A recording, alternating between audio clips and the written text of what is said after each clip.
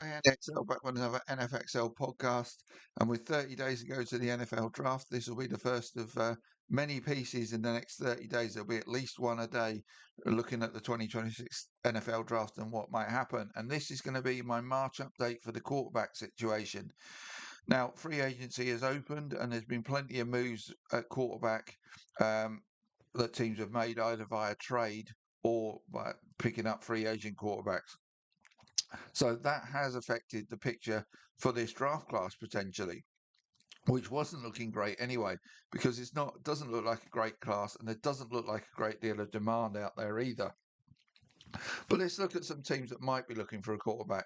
Now, right now, the teams badly in need of a starting quarterback are the Las Vegas Raiders and the Pittsburgh Steelers, who have Aiden O'Connell and Mason Rudolph, respectively, as their backups, as their placeholders at the moment on the roster. Now, the Raiders are pretty much certain to take Fernando Mendoza with the opening pick of the draft, so that would take Las Vegas out of this equation and ensure, as we all expect, that what a quarterback goes with the first overall pick of this draft. So let's move on to the Steelers. They are having the pending decision on Aaron Rodgers. Ours, the teams get themselves in this situation every year, waiting on Aaron Rodgers to decide what he wants to do. The Steelers are now in that position. Now, I won't go on about the wisdom of doing that or not, because yeah, I could go on for ages. If not, well, if Rodgers is back, then the Steelers have got their quarterback, but they might still look for a succession plan quarterback out of this draft class. So either way, I think they're taking a quarterback potentially on days 1 or 2. Um, right now, if with Mendoza gone, they would be looking at the likes of Tyson Simpson, Garrett Nussmeier, or Carson Beck with their day 2 and day 3 picks, which they've got plenty of, by the way.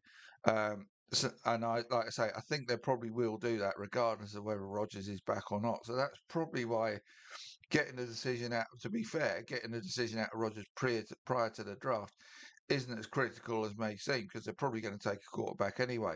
And if they do, along with the Raiders taking Mendoza, that would ensure 2 quarterbacks when this draft class go on the first 2 days of the draft to the Raiders and Steelers. Now, what about the teams that might be looking for a quarterback? I've got Arizona in that category and Cleveland. Arizona, with Kyler Murray having departed from Arizona, the Cardinals added Gardner Minshew as a probable backup to Jacoby Brissett. Unless they get an offer for Brissett, they cannot refuse from another of those teams that are looking for a quarterback. In which case, they would join the Steelers in looking to take the second quarterback in this draft. They've got an early round 1 pick and 2 in round, and then early round 2 and round 3 as well. But probably more likely is that Jacoby Brissett's their quarterback and or Minshew next season. Maybe that's got why they've got Minshew in, because if somebody gave them an offer for Brissett, they can now listen to it more easily. Um, for the Browns, now this is all about Deshaun Watson. Are they going to get a healthy Deshaun Watson back? Oh, and if they do, will they give him a shot at redemption? Given that they've got to pay him for next season anyway, why not just see what they're going to get for their money? Because Shadur Sanders and Dylan Gabriel didn't really hack it. In all honesty, although they're rookie quarterbacks, maybe they improve in the second year. Let's not be harsh. Um, but the Browns could still take a quarterback early in this draft as another option. Go back to that well. They have plenty of picks on day 1 and 2 as well. So really, there are a maximum of 4 teams who might need to go early for a quarterback in this draft. But say Arizona traded Brissett to one of the others, that could reduce it to 3. Um, so a maximum of 4 teams that need to go early for a quarterback, and I've given you the 4 prime candidates really in Mendoza, who we all expect to go to Raiders, Tyson Simpson, Garrett Nussmeier, and Carson Beck are the most likely 4 to take those positions. So move on to teams who may need a backup quarterback or a succession plan. Now there are 4 more teams in that category. The Rams have Matthew Stafford and Stetson Bennett. Now, bringing in a quarterback from this draft might be a succession plan for Matthew Stafford, and given one of the 2 of the candidates there, excuse me, um, the likes of Simpson Nussmeier might be more developmental, then that would give them an option to redshirt behind Stafford. Miami brought Malik Willis in, and they already have Quinn Ewers. But to me, Ewers was let's look at him in objectively. He's a round 7 pick last year that they threw in as a starter as a speculative option. Now, is he good enough to be their backup? Possibly, or they could look at taking a quarterback here. The New York Jets, they've added Geno Smith as a bridge quarterback while they undergo a rebuild. They've got Brady Cook and Bailey Zapp in to back him up. But, with Smith as their aging starter, so to speak, they need a succession plan. So they could well go to this draft. Tampa Bay have Baker Mayfield and Jake Browning. They've brought Browning in from Cincinnati as their current backup. But given how he really struggled on a strong Bengals offense last season, you'd worry about him being your best backup option. Although maybe he does better in the Bucks system. But I wouldn't rule out them looking for a backup for Baker Mayfield in this draft either. So move that on from them. Teams with a possible spare at backup. Now these are the teams that I've talked about that might look to trade a quarterback away. Carolina were in this category until they let Andy Dalton go. So they just take them out. Chicago, Caleb Williams, Tyson Bagent, and Case Keenum, who they've added. So if somebody thought Bagent might have an option, might be an option for them, they could look at him. Dallas have added Sam Howell, but so maybe that gives an option to listen to calls for Joe Milton.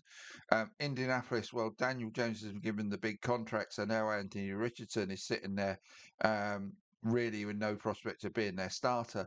So if somebody came in with a good offer for Richardson, I think the Colts would definitely listen to it.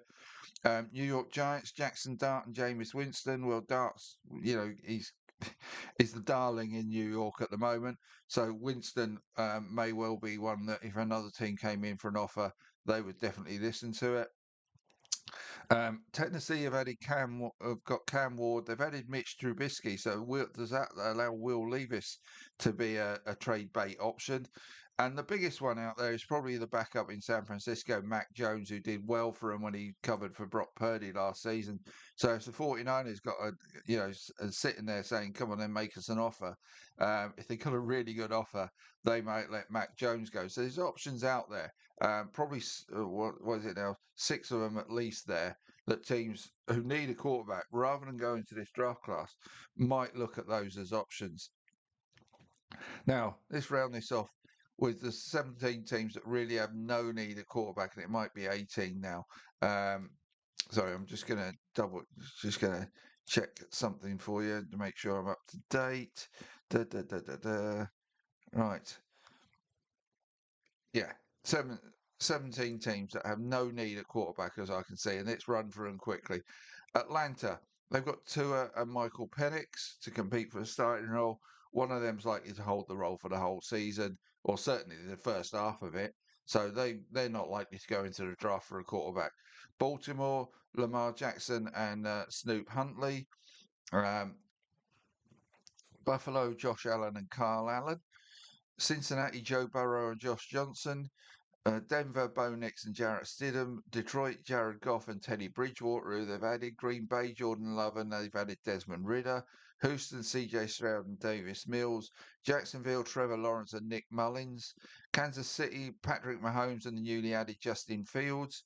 LA Chargers, Justin Herbert, and they've given Trey Lance a new contract to back him up. Minnesota have got Kyler Murray and JJ McCarthy competing for the starting role. New England, Drake May, and they've just released Joshua Dobbs. So he might be another one out there that teams give a cursory glance to look at, but probably unlikely. But what does that leave New England with? That's what I wanted to update myself on, and then I've already forgot it. Tommy DeVito. So they might be another one now that's in the lookout for a backup. New England can join that category. So there's 8 now. New Orleans, Tyler Shogun, Spencer Rattler.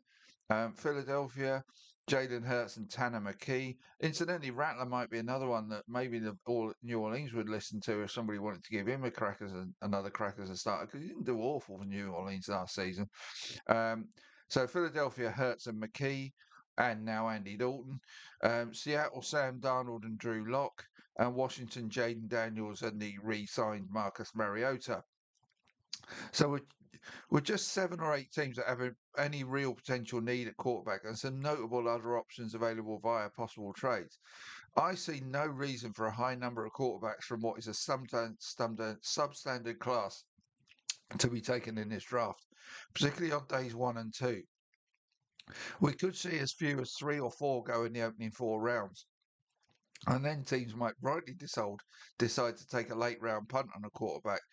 It's worth the risk given the potential to strike Brock Purdy style gold.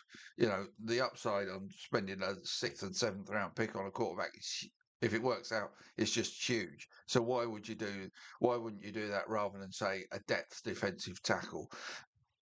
Just putting it out there. And with veteran free agents like Kirk Cousins and Jimmy Garoppolo also available, I would be fast and surprised to see less than 10 quarterbacks get taken and maybe as few as 7 in this draft. It really is, I think, going to be a drought for quarterbacks in this draft. And if any of the 7 or 8 teams I've identified as having a need of some sort of quarterback is reduced due to any trade moves, then we may see only 1 or 2 at most go on the first 2 days. Mendoza will go for sure, whether it's to the Raiders at 1, highly, highly, highly likely. Then Simpson, Nussmeier, and Beck will hope to see demand stay high enough to either somehow see a team reach for them in round 1 or get taken on day 2. But after the first 4 are gone, the likes of Drew Aller and Cade Klubnik may be a bit on for a bit of a wait to be taken on day 3, unless they can convince the team they are better options than those already mentioned. Then we get the likes of Taylor Green, Cole Payton, and maybe Sawyer Robertson, who would be the late round punt material. Taylor Green is an interesting one because he might be a Tim Tebow style in that he might actually be better off at a different position in the NFL. Even tight end, even wide receiver could be options for him, and there's certainly developmental prospects.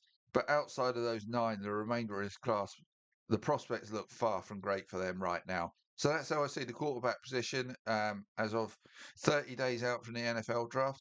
I'm going to come back. I'm going to do another piece today, and that's going to be on. Yeah, you look out for another piece. Basically, it's to do with players that are on the rise in terms of draft stock. So I'll be putting that out very soon. See you later.